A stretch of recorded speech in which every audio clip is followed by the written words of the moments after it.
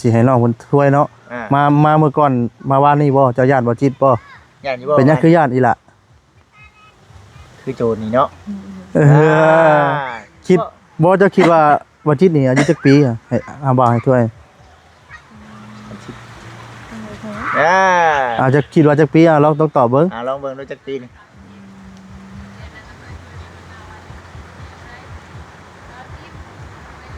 ี่ขนาดเจ้านี่ผู้นี่จักปีนี่ให้ถ้วยบ่เผื่อถือแล้วให้ติ๊บก็มีได้ถือตอบถึงให้ติ๊บคำตอบถึงให้ติ๊บ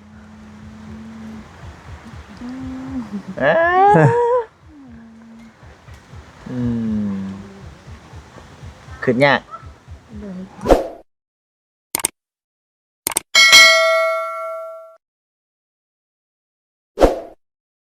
เอาพี่น้องเนาะกลับทักทายสบายดีเด้อเนาะสบายดีและสวัสดีผมพี่น้อง FC กันเบ้อสู่คนพี่น้องเนาะเอาพี่น้องเนาะตอนนี้ก็คอยคำยำแรงแล้วพี่น้องเอ้ยเนาะพี่น้องเอ้ยตอนนี้ก็ที่ว่ามารอบนี้ก็ถึงประกาศอีกแล้วพี่น้องเอ้ย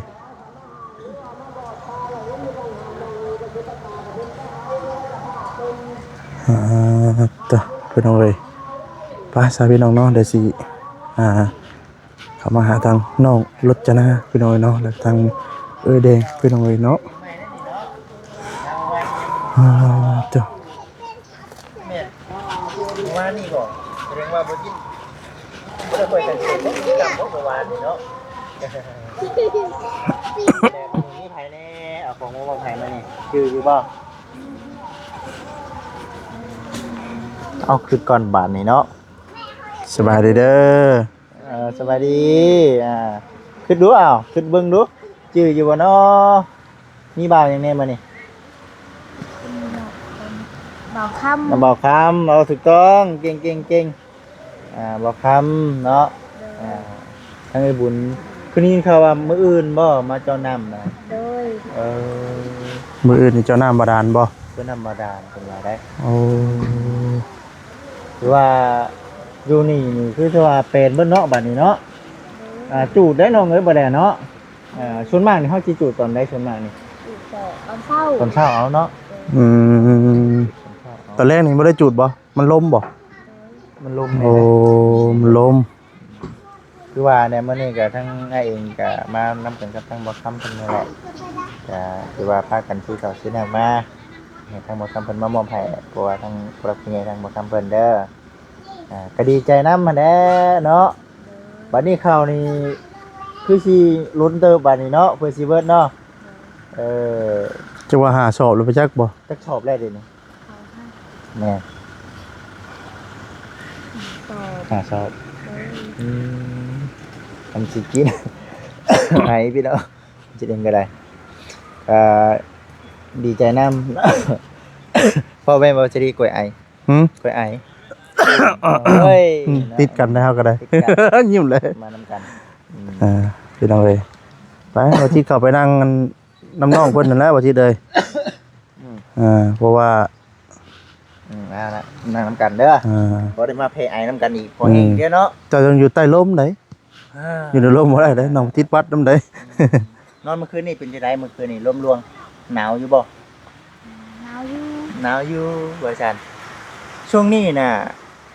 คือว่าอะไรพี่น้องเนาะ2 มื้อนี่แหละเนาะมันอันน่ะมันลมนะก็เริ่มเย็นกลับมาแล้วเจอกับฝนสิตกพุ่นจ้ะเนาะอย่าพุทธิห้ามดอกม่วงเด้เฮ็ดจังได๋ซะมื้อนี้ขึ้นยากก็คือว่าเนี่ยพี่น้องเอ้ยเนาะแต่ว่าข้าวนี่บ่ได้นึ่งบ่ข้าวเนาะข้าวเย็นเอาสิแซ่บบ่ข้าวเย็นฮะสิกินมันก็เหนียวบ่คือว่าอุ่นบัดเหนียวเนาะคือเดี๋ยวนี้น่ะสบายขึ้นแนวบ่สบายขึ้นแนวเดี๋ยวนี้เนาะข้าวตะกี้นี่คือว่าอยากลำบากแน่เนาะล่ะเนาะจากที่บ่จิตเบิ่งนี่ก็มีแบบทีมงานผู้รักผู้ใหญ่เพิ่นนั่นแหละพี่น้องเพิ่นคอยเบิ่งคอยชมอยู่หั่นนะถือว่าปัจจุบันนี้ก็ถือว่าเรื่องเฮือนนี่ก็คือเฮาว่าแหละพี่น้องเนาะขึ้นไปหลายคนนี่ก็ยังอยากย่านๆอยู่ได้เนาะโดยยังอยากย่านๆอยู่ หลอกไผ่น่ะมีแล้วบ่หลอกไผ่บัดนี้ โดยมีแล้ว เฮ็ดในใดเฮ็ดในใดไปเอามาในใด เอามาให้ เอามาให้บ่ โดย แม่เพิ่นว่าสิไปซื้ออันน่ะ โดดไฟบ่ ไผ่งุมเลยเนาะเมื่อคืนนี่ โดย งุมเป็นงมกินข้าวกับปลาช้างมานี่ เดี๋ยวนี้ยังไปกินข้าว บ่แล้วมื้อนี้แล้ว น่า เล่น โดย ยังไปกินแต่ยังเพิ่นหันกินกับปลากระป๋อง กินกับปลากระป๋องเนาะคักอยู่บ่แซ่บอยู่บ่ แซ่บอยู่ แต่ข้าวตะกี้นี่ถือว่าเพื่อจะได้กินนี่ก็เติมหนึงแน่เนาะเพื่อจะได้กินก็เติมหนึงแล้วว่าซั่นเพราะว่าคือเฮาเนี่ยเนาะเรื่องเงินคำกำแก้วนี่เพื่อเฮาสิได้อันน่ะเอามาชื่อนี่เฮาต้องคิดเห็นเขาก่อนเนาะคือเห็นเขาเห็นน้ำก่อนได้เป็นจังไดอันนี้ก็ถือว่ามีของอยู่ของกินบอกกับปลากระป๋องยังถือว่าพอได้อยู่ได้กินอยู่เดี๋ยวนี้เนาะพอได้กินอยู่ก็ทางบริษัทเองก็มาพร้อมกันกับทางทีมงานมื้อนี้ก็ได้พี่น้องเอ้ยเนาะมาถามไทยทั้งน้องรจนาก่อนว่าซั่นพอให้กับทาง FC เพิ่นได้เบิ่งได้ชม โดย คนเพิ่นก็แบบว่าโอ้เนาะดีใจเด้เนาะได้เข้ามาหาถือว่ามีแผนการนี่คือเริ่มต้นจากมื้อนี่คือเอาน้ำมาเนาะเจาะน้ำเจาะในเจาะน้ำเจาะใน มือนี่แม่นเจ้าน้ำบ่เนาะอืมเจ้าอยู่มุมใดก็ ขึ้นอยู่บ่ เพิ่นสิเจ้าอยู่ไสเพิ่นบอกอยู่บ่บอกจุดอยู่บ่ เพิ่นบอกว่าอยากให้เจาะในนี้ เอาอยู่นี่เลย อ๋อทางเขาเลย เพิ่นสิทางและยันเขาต้องย่ามเบิ่งอีกบ่ฮู้ว่าเขาสิทางใด อ๋อต้องยามมาก่อน มาที่นี่น่ะในเรื่อง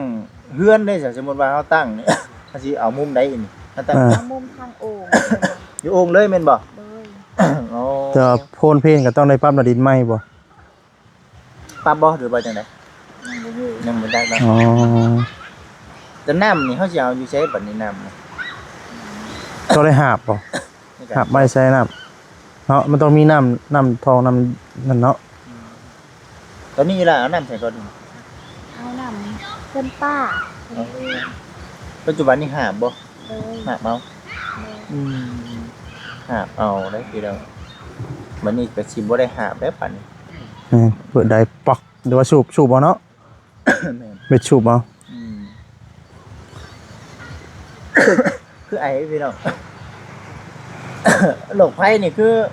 ต่อมาแต่เป็นไฟฟ้านี่เนาะ ต่อมาแต่เฮือนหญ้า เพิ่นใหญ่บ่ โดย โอ้แสดงว่าถ้าหากว่าอยากใช้ใดก็ได้เด้อเนาะแม่นบ่ ได้คือกัน ได้คือกันเนาะ โดย เป็นดอกไฟต่อตรงเลยก็ได้อันนี้โอ้คักแล้วใส่ก็เป็นนั่นน่ะเนาะคืออยู่นํอยู่ได้พี่น้องเลยเนาะคือว่ามาค่ำในมื้อน่ะเมื่อวานนี่มาค่ำมืดเด้ แม่น บ่เห็นสายไฟเมื่อวานนี่เป็นครั้งแรกที่เขามาหาน้องเพิ่นพี่น้องเลยเนาะที่ผ่านมาก็ที่ก็คือที่ฮู้อีดอกว่าน้องๆเพิ่นเป็นจังได๋ว่าซั่นเคยอยู่บ่เคยไปหาขอเขานี่เคยอยู่บ่ เฮ้ย เคยบ่ไกลที่สุดอยู่ทางไหน ไปแค่อันไหน นี่ ตี บ่เจอหักไกล โดย บ่จื้อว่าซั่นอืม แม่ก็ไปนำบ่เวลาเจ้าไป โดย ไปนำอยู่เจ้าขอเขาไปหาขอเขานี่ โดย แล้วมีบ่แบบไปหาขอเขาตามเพื่อนคนเนาะมีอยู่บ่แบบว่าพระเจ้าปฏิเสธนำแน่น่ะ โดยนี่ มีบ่ บางคนก็บ่ปฏิเสธ อ๋อเพื่อนหนึงนี่เพิ่นให้เท่าใดสมมุติว่าเพิ่นให้เนี่ยเพิ่นให้ ประมาณตักใส่หน่อยนึง เป็นน้อยๆนึง โดยบางคนก็ให้ผลใหญ่แน่แต่ตะกลาง แล้วเวลาเจ้าไปขอเขาแล้วเนาะถือครอบครัวที่ว่าเขาเจ้าปฏิเสธว่าโอ้ยบ่มีแล้วจังซั่นคือเจ้ารู้สึกนี่แหละตอนนั้น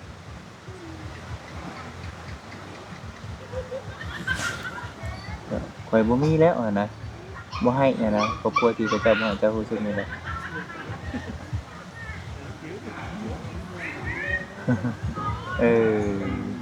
เนี่ยบ่จักคุมว่าก็คิดเสียใจอยู่บ่แต่ตอนนั้นหรือว่าคิดอายอยู่บ่บ่อาย บ่เคยอาย บ่เคยอาย แต่ว่าสิเว้ามาแบบให้ ให้ฟังก็ว่าบ่จักสิว่าจังใด สิอธิบายได้ใด แม่น สมมุติว่าให้น้อยๆนึงได้ซะเจ้ารู้สึกได้ให้น้อยๆนึงนี่อ่ะดีใจอยู่บ่ ดีใจอยู่แต่มันดิบน้ำหอยของเพิ่นเอาหาย สิแรกก็ว่าเพิ่นเว้าได้น่ะเนาะเพิ่นฮู้จักคำว่าน่ะเพิ่นเว้าออกมาน้องเพิ่น แม่น แต่หากว่าให้ลายๆนี่ก็เคยมีอยู่เนาะให้เปิดเป็นเรื่องใหญ่นี่เออ บ่ยังไงก็ตามเพื่อนเพิ่นมีให้หลายก็หลายเนาะตามเพิ่นให้น้อยก็มีน้อยก็ให้น้อย หากปีนี้ล่ะเคยไปอยู่บ่ปีนี้ บ่ได้ไป ปีนี้ท่านได้ไป ของแหลกเอา โอ้ อืม เอาเป็นเขียดบ่พันยามน้ำใหม่กับน้ำใหม่ไปเปลี่ยนเป็นแรก โอ้ แต่ว่าต้องอยู่ในบริเวณบ้านเท่านี้ บ่บางเทื่อก็ไปแหลกทางน้ำจันทน์บ้านทวด โอ้ อืม แล้วบ้านเฮานี่เขาก็ได้คือกันไปหา เขียนน่ะเนาะ เด้อ ไกลได้น้องเอ้ยไปในได้อันน่ะ จะมีรถคนผ่านไปผ่านมากะเขาขี่น้ำเพิ่น โอ้เอาแบบนี้พ่อ เลย เออถือว่าลิ้นล้นอยู่ได้เนาะ โด ปี ย นี้หักไปหลายเที่ยวแล้วปีนี้นะฮะเอาเขียดไปนะ มันเกิดกับแม่ไปเฮาอยู่กันเอาน้อง อื บ่มี ม ใครอยู่น้ำน้อง ต้องได้ใช้เนาะต้องได้ใช้แบบว่ามีแนวเด็กเปลี่ยนเนาะ โดย เด็กเปลี่ยนไปโคไปต่างโคกับแม่นเนาะไปขายแม่นบ่เออขายเอาเป็นเงินมานำแน่แม่นบ่ เขาได้ซื้อจะเป็นเนื้อ อืม เป็นเล็กเป็นนัวเนาะ เพื่อสิพ่อหมักพริกเกลือเป็นนัวปลาแดกนี่ถือว่า ลายมือเต้ หลายมื้อเติบเนาะเห็นบ่ครอบครัวสิดิ้นรนพี่น้องเอ้ยเนาะ โดย ก็บ่ขออนุญาตนำเนาะเมื่อวานนี้ยังว่าแบบทั้งแต่แม่แล้วว่าบ่ค่อยหลังน้ำแน่ แต่ว่าถ้าพ่อเพิ่นเสียนี่จักปีแล้วก็เนาะ ถาม 3 ปี เลย บ่ขออนุญาต ก็พี่น้องเอ้ยบ่ขออนุญาตนำน่ะคือ ตั้งแต่พ่อเสียน่ะคือทั้งน้องๆกับแม่นี่เวียกงานภาระนี่คือหนักเลยบัดนี้ เลย โอ้พากันหาบัดนี้เนาะ เลย พากันสู้พากันหาว่าซั่นเมื่อยอยู่บ่น่ะ เมื่อย เมื่อย เลย อืม หน่อยก็จำเป็นแหละคันมันบ่มีกินเด้ อืม จำเป็น เคยบ่สมมุติว่ามันเบิดนี่น้องๆหาบ่ทันแบบนี้อะนะ บางมื้อก็ได้อด อดบ่ โดยบางเทื่อก็ไปหาขุดมันมาต้มไปทางกิน ขุดมัน มันอยู่ไส หาขุดแถวป่าในดงนี่แหละ มันไปได้เนาะ มันเหลืองบ่มันคือ เออ มันทึบ เอามาไปหาขุดเอา อืม มาต้มกินบัดนี้ เลย เจ้าเฮ็ดไปนี่จักมื้อนี่เจ้าเฮ็ด เทื่อก็2-3มื้อ อ๋อคือตอนนั้นน่ะมันบ่มีแม่นบ่เนาะ เลย บ่มีข้าวแม่นบ่ เลย เจ้าไปหาขอที่นี่ก็บ่มีแม่นบ่ เพื่อนกับเขาก็ให้ โอ้แต่ว่าแบบว่าขอด้วยขอเรื่องเกินไปมันก็บ่ได้เนาะแม่นบ่ เลย เฮาคิดแบบน่าอายเฮานำแน่แม่นบ่ เลย ก็เลยต้องได้ หาขุดมันไปก่อน เลย อืมแต่ว่ามันก็บ่คือเขาคือเก่าแม่นบ่ เลย บอกยังไงพอได้แบบมีแห้งสู่ต่อเนาะพอได้มีเหือแห้งขึ้นนะ ขุดมันไป แต่ ไปขายเนาะ แม่น ไปขายขุดมันมากินแหละเผื่อมีเหือมีแห้งหาแนวอื่น มาไปเลขไปเลข แม่นบ่ อืม โอ้แต่ว่าช่วงนี้ถ้าหากทีมงานบ่มานี่อยากย่างแน่ๆนี่เนาะแม่นบ่ เลย ย่างได้ช่วงนี้คันมาบ่มีทีมงานนี่เจ้าสิหาหยังตอนนี้หาที่คบเป็นเขียนจะหาแหลกคือเก้าทานมีมันกะพอได้ไปแลก โอ้ คือทางน้องเพิ่นนี่บ่มีหน้า บ่มีนาเนาะ แม่นมีแต่เฮือน ดินเฮือนนี่ก็เป็นของทางย่าเนาะแบ่งให้แต่ว่าเป็นหน้านี่บ่มี ก็ยังดีอยู่ได้เนาะ อืม ที่มีญาเพิ่นสิเป็นลูกเป็นหลานเนาะเจอทั้งน้องนี่เคยผ่านยามฟ้ายามฝนก็เคยผ่านมาแล้วยามแล้งก็เคยผ่านมาแล้วเนาะเคยขอเข้าในทุกรูปแบบเนาะยามฝนก็ไปเอาของธรรมชาติของยามฝนไปแลกเปลี่ยนเนาะ เลย ยามแล้งก็เอาของธรรมชาติจากยามแล้งนี่แหละไปแลกเปลี่ยนเนาะ โดย แต่ว่ายามใดอันน่ะมันยากที่สุด เรื่องเครื่องของเอาไปแลกเปลี่ยน แต่ ก็คือ ผู้เนาะ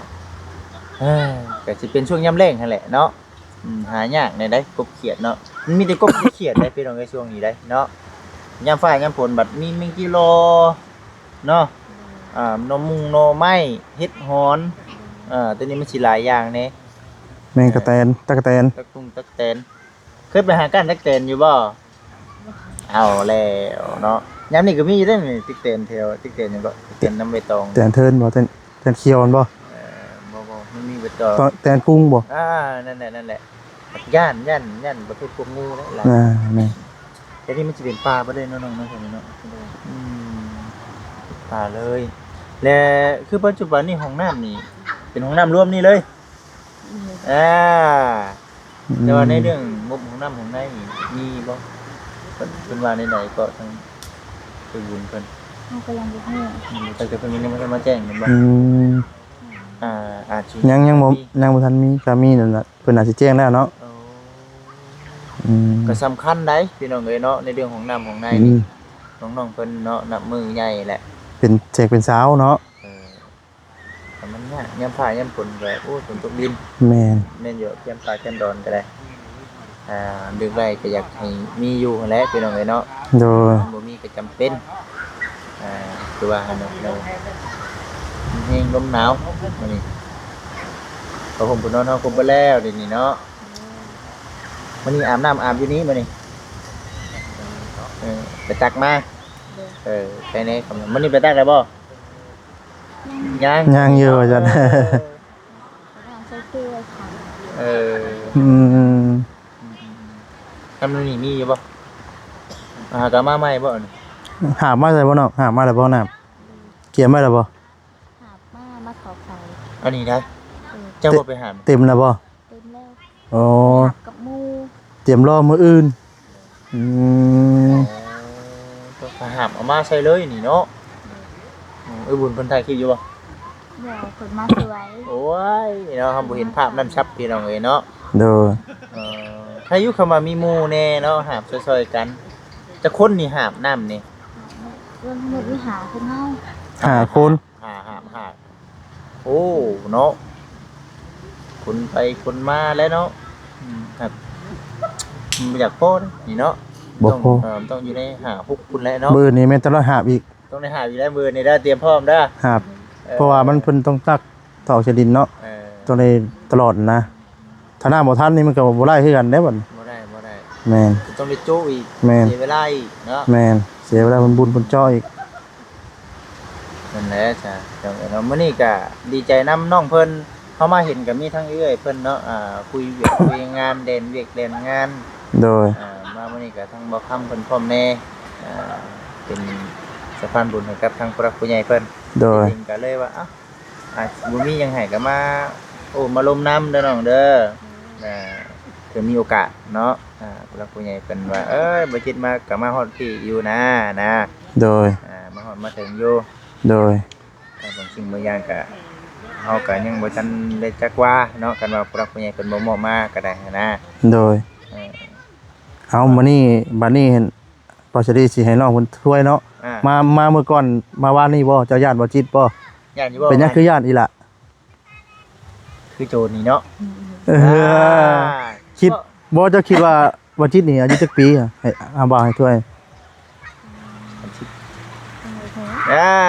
จะคิดว่าจักปีลองต้องตอบเบิ่งลองเบิ่งดูจักปีน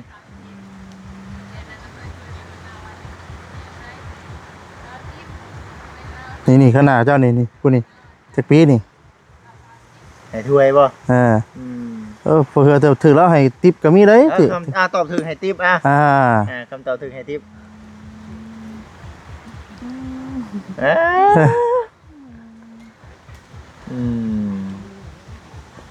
ขึ้นยากคนหลานเราซะแล้วเฮาเนาะบ่เป็นหยังพี่น้องเอ้ยเนาะก็ถามไทยกันถามไทยหยอกเบิ่งพี่น้องเราเห็นจนน้องเพิ่นเริ่มตึงเครียดเข้าพี่น้องเนาะเริ่มเดี๋ยวจักปีแล้วก็15ปี15ปีแล้วพี่น้องเอ้ยเนาะถ้ากันนอนแบบนี้ย่านนี่บ่ทั้งเบ้าน่ะคือเรื่องนึงเวลานอนสิแล้วนี่เนาะ เ อยู่ มีอยู่บ่แบบว่าบางครั้งกลางคืนมาแบบมีเสียงกบเกลียดแบบคนเป็นแบบนี้นั่นน่ะ บ่ อ๋อแต่เฮาบัดย่านเนาะย่านแบบว่า หนึ่งนี่คือมีแต่ผู้หญิงเบิด อ่า ทั้งเฮือนเนาะมันบ่มีผู้ชายเลย ของเครื่องของหลายแล้ว สิ่งของเริ่มหลายขึ้น เออ อ่า มีแต่ของเนี่ย ของมีค่าเลยบัดนี้จะนั้นมี